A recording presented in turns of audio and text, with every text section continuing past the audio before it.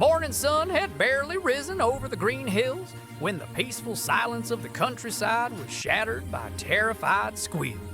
Near a small rural farm on the edge of a dense forest, 3 little piglets played beside a muddy pond, unaware that a deadly predator was lurking just beyond the trees. The giant Komodo dragon, an enormous, dark-scaled beast with razor-sharp claws and a venomous bite, had slithered silently out of the jungle, its eyes fixed on the helpless piglets. The farmer, Mr. Dario, had gone to fetch water from the well when he heard the first scream.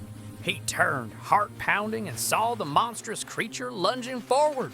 Piglets scattered in panic, but the Komodo dragon was too fast. With terrifying speed, it snapped its jaw just inches from one of the piglets' tails. The ground trembled as the creature moved, its massive body dragging through the mud. Mr. Dario shouted for help. His voice echoed across the fields, reaching the nearby rescue team base, a group of brave men and women who had dedicated their lives to protecting animals and people from wild predators. Within minutes, the Wildlife Rescue Squad, as the villagers called them, received the distress signal. Team leader Captain Luis, known for his calm under pressure, immediately assembled his crew: Maria, the tranquilizer expert, Diego, the net operator, and Carla, the medical specialist. They raced down the dirt road in their Jeep, sirens blaring, the sound mixing with the frightened cries of the piglets in the distance. When they arrived, the scene was chaotic. One piglet was trapped near the fence, another had fallen into a shallow ditch, and the third was hiding behind a pile of hay. The Komodo dragon, standing nearly 10 feet long, was advancing slowly, his tongue flicking in and out, sensing the fear in the air. Captain Luis signaled for silence. The team quickly took position. Maria loaded her tranquilizer rifle while Diego unrolled a heavy-duty net. The plan was dangerous. They needed to distract the dragon without letting it harm the piglets or themselves. As the Komodo dragon hissed and moved toward the smallest piglet, Maria took aim.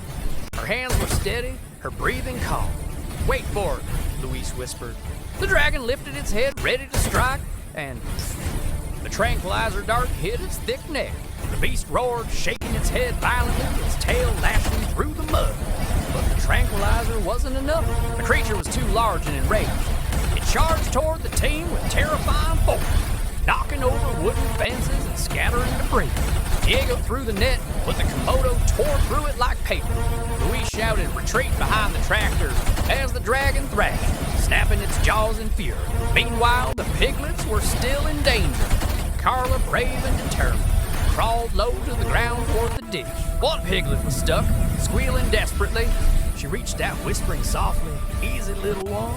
You're safe now." She pulled the tiny animal free, wrapped it in her arms before running back towards safety.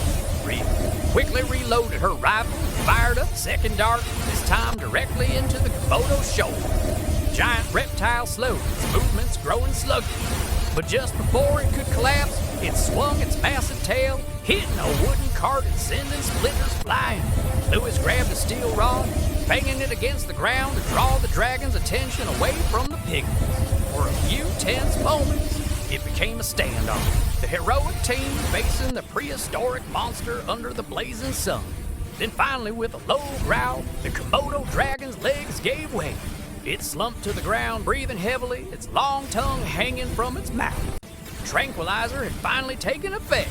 The team rushed to secure the area. Diego and Luis worked together to tie the dragon's legs with strong ropes, while Carla checked on the piglets. All 3 were alive, trembling, muddy, and frightened, but unharmed.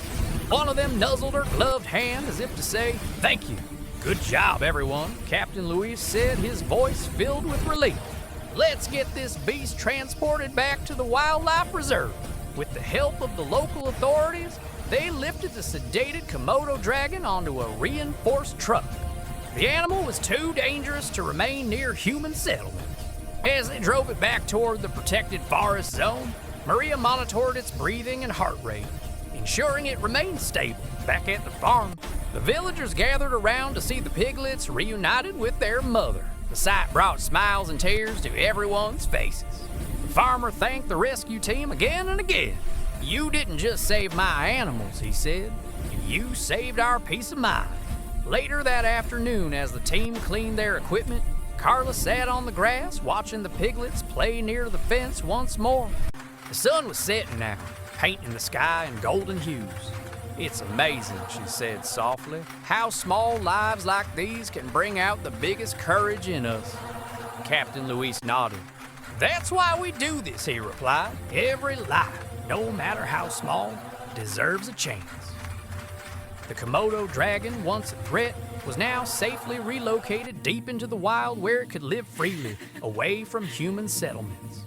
Scientists planned to study its behavior to understand why it had wandered so far from its natural habitat, a reminder of how the shrinking forests were pushing wild animals closer to humans.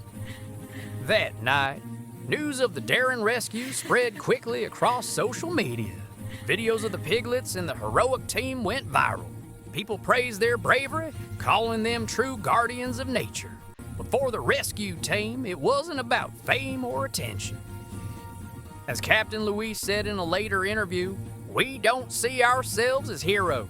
We're just people who believe that compassion and courage can coexist, even in the face of the most terrifying creatures.